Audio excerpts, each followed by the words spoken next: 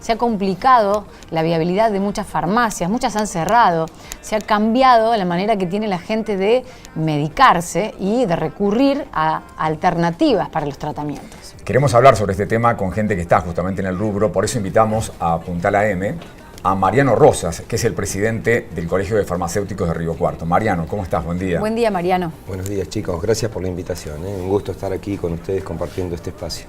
¿Cómo está la situación de las farmacias en Río Cuarto específicamente y de la farmacia en general?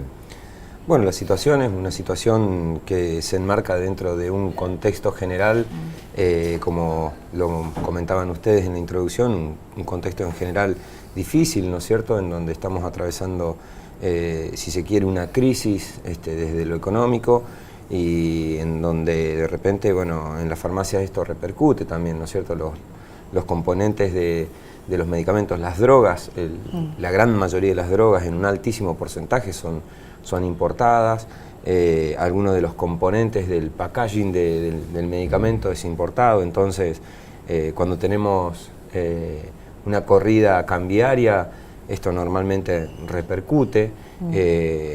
Bueno, el ánimo inflacionario no es el de detenerse o de estancarse o estabilizarse, entonces, bueno, genera mucha incertidumbre también en todos los mercados. En el mercado del medicamento no está exento y de repente, bueno, los precios de los medicamentos hoy también responden a este tipo de cuestiones, ¿no es cierto? Claro. Entonces, es de esperar que el precio de los medicamentos también aumente.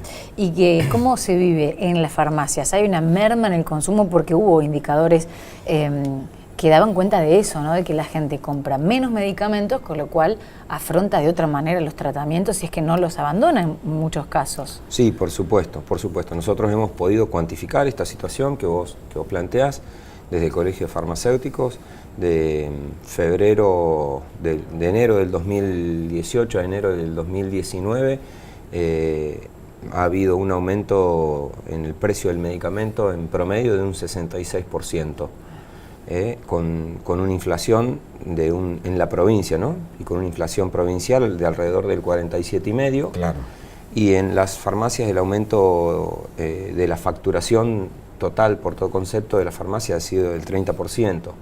¿Sí? Entonces esto indica que de repente la gente no está pudiendo acompañar con su poder adquisitivo estos aumentos que en muchos casos son indiscriminados, ¿no es cierto?, en el precio de los medicamentos. Esto también ha complicado la viabilidad de muchas farmacias, ¿sí? Es una situación, como decíamos recién, crítica, en donde muchos pacientes abandonan los tratamientos, en donde muchos pacientes tratan de buscar otras alternativas, ¿sí?, a sus tratamientos, y de repente hay farmacias que vieron complicada su viabilidad porque también hay mucha competencia, hay lugares en donde hay mucha competencia, por supuesto, pero también hay lugares en donde la farmacia está porque el farmacéutico es de ahí, en su localidad puso una farmacia en su casa en donde vivía, claro, aprobada, obviamente él no tiene empleados, es el único farmacéutico, y su farmacia en ese punto en donde quizás no había tantas ventas porque no es un lugar de mucho tránsito, pero está cumpliendo su función ahí, a pesar de que su margen es chiquito, cuando de repente no acompaña sus márgenes y no puede seguir manteniendo la sierra, obviamente. Claro. Mariano, recién hablabas del precio de los medicamentos. ¿Quiénes fijan los precios de los medicamentos? ¿Quiénes son los que marcan justamente el precio del medicamento? El precio del medicamento sale de laboratorio. De laboratorio. Exactamente. El precio del medicamento lo establece la industria farmacéutica y con ese precio, es un precio uniforme, sí, con ese precio se firman los convenios con las obras sociales y bueno, los prestadores tenemos la obligación de respetarlo, ¿no? Eso te iba a decir, el farmacéutico no tiene la alternativa de poder remarcar, de ponerle un 10% más, 10% menos, no.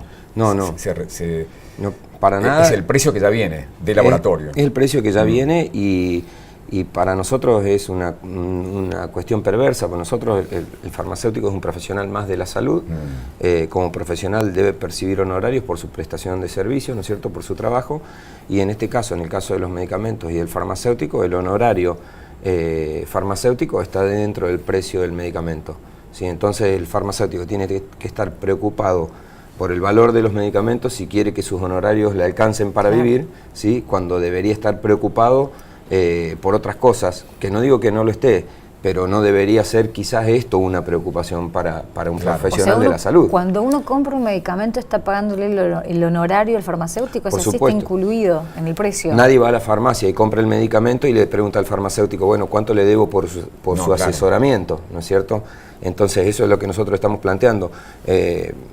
Cada farmacéutico es su responsabilidad indagar sobre el paciente y asesorarlo, ¿sí? En función del tratamiento que está llevando adelante.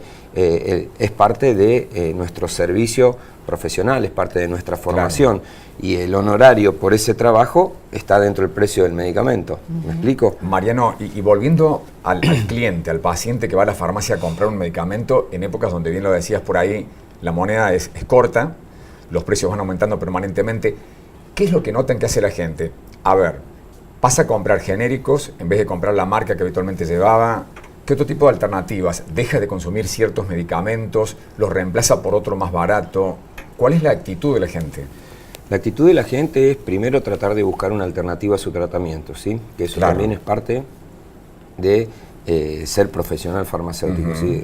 Si nosotros detectamos en el mostrador que el paciente está teniendo dificultades económicas para poder llevar adelante su tratamiento, debemos ofrecerle las alternativas. Amén de que pueda o no pueda con su economía, es nuestra responsabilidad siempre poner al alcance del consumidor, del paciente, todas las alternativas que existan en el mercado, en este caso en la farmacia, para que el paciente elija. O sea, la ley de prescripción por genérico tiene como espíritu darle el poder de compra al consumidor o paciente, en este caso, para que él, dentro de sus atribuciones, tenga también la de elegir cuál es el medicamento que considera más acorde a su economía, a sus posibilidades. Y bueno, eso pasa. Pero en muchos casos vemos que a veces no alcanza, porque no siempre hay una alternativa.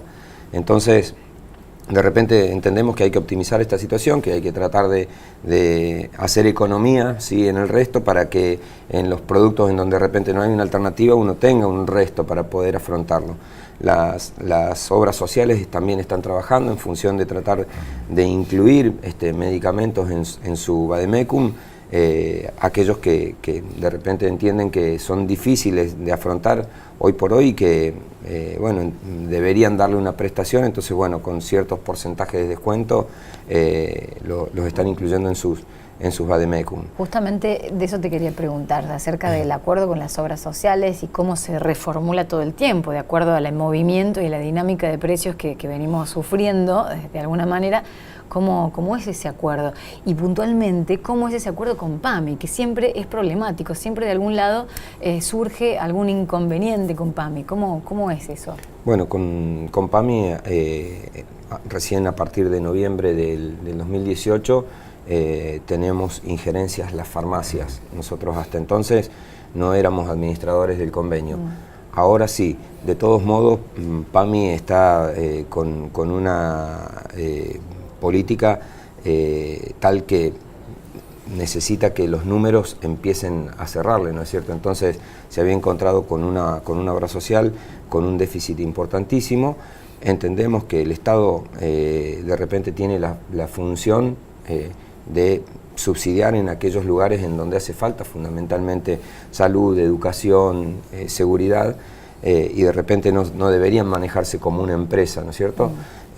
Pero sí tenemos que reconocer que están haciendo un muy buen trabajo y constantemente hay medicamentos que entran del vademecum, que salen de vademecum, que cambian su cobertura y que todo este movimiento responde a un análisis o a un estudio que están realizando ellos a medida que van trabajando y van avanzando en función de optimizar la prestación, ¿no es cierto?